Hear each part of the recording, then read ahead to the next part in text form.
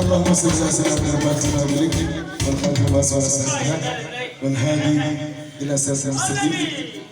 وعلى اله وصحبه العظيم ان شاء الله ما زال تكيتا منادم الله يسعد ولكن يا رسول الله محمد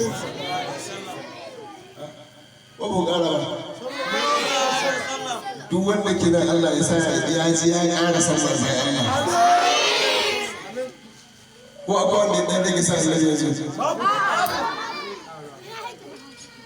akwai wanda ya ƙara san manzon Allah akwai wanda ya sai wanda ya yana sa Allah ya zo wanda ke sa Allah ya daga lokaci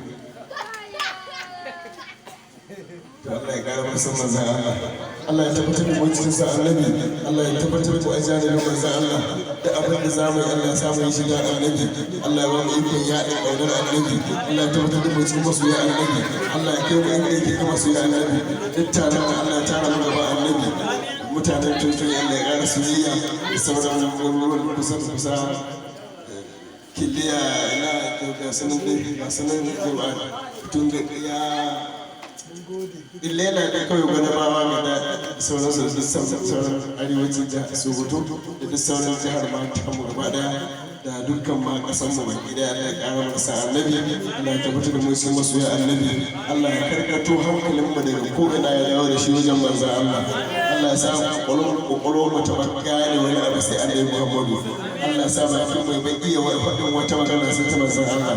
Allah ya sa idan mai bar sha'awar ganin komai sai abin da annabi Muhammadu ya yi a gani Allah ya sa mu soyayya kowace da soyayya sai ta manzon Allah Allah ya tabbatar da wata farki annabi Muhammadu Allah ya kara masa manzon Allah Allahumma salli wa sallim wa barik ala sayyidina Muhammad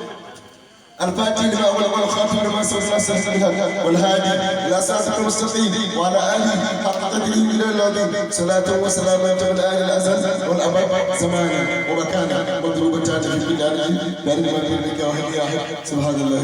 العظيم سبحان ربك رب العزة عما يصفون وسلام على المرسلين.